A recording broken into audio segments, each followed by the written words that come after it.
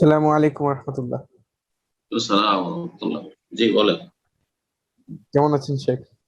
জি আলহামদুলিল্লাহ। শেখ, আমার প্রশ্ন হচ্ছে, একজন মানুষের জীবনে সবচেয়ে বেশি ফিতনা থাকে মূলত তার যৌবনকালে। তার মধ্যে হুম, অন্যতম ফিতনা হচ্ছে নারী ফিতনা। এছাড়াও হুম, রিজিকের স্বল্পতা থাকায় পরিবার ও সমাজ তাকে ছোট করে দেখে। তো শেখ, হুম। এরকম জাহেলি পরিবার ও সমাজ থেকে একজন যুবক কিভাবে নিজেকে হেফাজত করবে, যেখানে পরিবার ও সমাজ যুবকদের বিবাহ বিষয়ে বিরোধিতা করছে? আল্লাহু মুস্তাআন। আনাকুমুল্লাহ।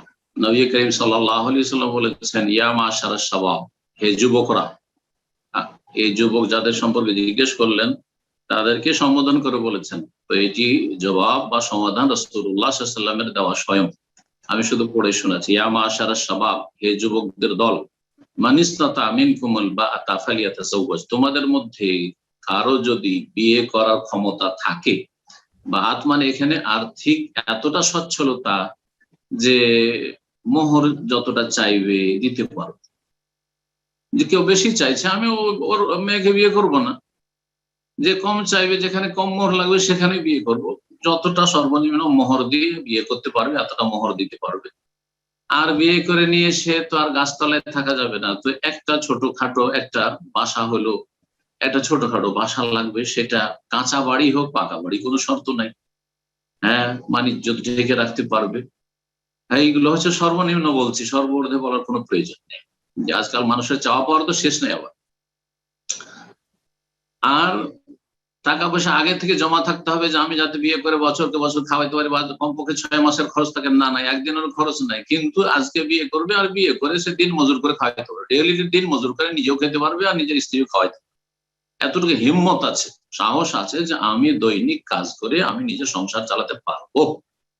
ফালিয়াতাজাওয়াজ, এটি হচ্ছে বাত।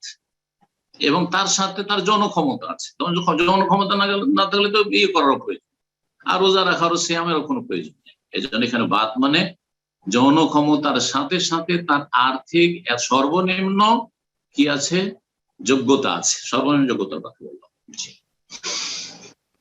সে বিয়ে করুক, ফালিয়াতাজাওয়াজ, বিয়ে করবে, তাড়াতাড়ি করে বিয়ে। আর বিয়ের ক্ষেত্রে 21 হইতে হবে, না না না না, শরীয়তে সাবালক হওয়ার পরে বিয়ে করতে পারে, বিয়ে করতে পারে। এখন যদি বাধা আসে বা নিজে খাওয়াইতে সাহস নেই, ও আশা করছে আমি বিয়ে করবো কিন্তু আমার বাপকে খাওয়াইতে হবে, না না আপনি বিয়ে করবেন, আপনার বাপ কেন খাওয়াইবে? সেটা তার ইহসান যদি করে, জাযাকাল্লাহ খায়ের, ভালো কথা, উচিত করা অবশ্যই, সচ্ছল বাবাদের অবশ্যই উচিত।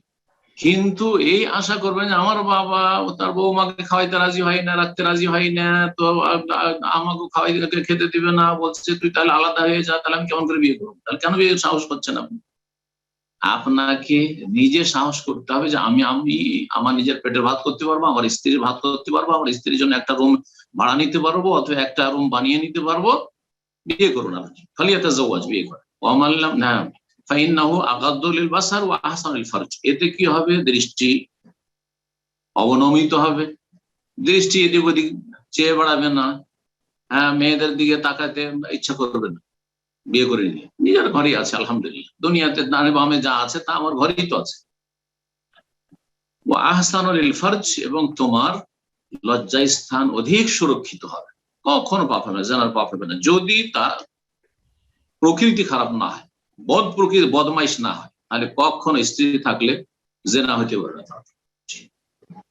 কিন্তু ভালো মানুষেরও পদস্খলন ঘটতে পারে স্ত্রী না থাকলে, স্ত্রী না থাকলে, স্ত্রীর কাছে না থাকলে ফিতনায় শয়তান লিপ্ত করিতে পারে। তো বিয়ে হচ্ছে সমাধান। অমাল্লাম ইয়াস্তাতে, কেউ যদি, বা অমাল্লাম ইয়াস্তাতিল বাত, স্ত্রী খাওয়াইতে সাহস করছে না, একটা রুম ভাড়া নেওয়ার ক্ষমতা নেই, নিজের পেটের ভাত নিয়ে চিন্তা যে আমার বাপ খাওয়াবে তো খাবো, বাপের হোটেলে খাই, নিজে কর্মঠ নয়, তাহলে ফালাইহি বিসসাম, সে যেন সিয়াম পালন করে, রোজা রাখে। দেখেন সপ্তাহে দুটো রেখে দেখেন, সোমবার বৃহস্পতিবার, এতে যদি দেখছেন যে না আর বিয়ের দিকে ইচ্ছা হয় না, আলহামদুলিল্লাহ অনেক ভালো আছে, তাহলে হয়ে গেল যথেষ্ট, এটাই চিকিৎসা যথেষ্ট, সাপ্তাহিক দুটো রোজা রাখা। তাতেও যদি না দিয়েছে, না দুটো রোজা রাখছে, তারপর হ্যাঁ, রোজা রাখার সাথে সাথে আবার বেশি করে খাবেন। সাহারিতে এত বেশি খেলেন, যত বেশি খাবেন তত বেশি জনচাহিদা বাড়ে, 3 ভাগের 1 ভাগ করে খান, সুন্নতি তরিকায় খান।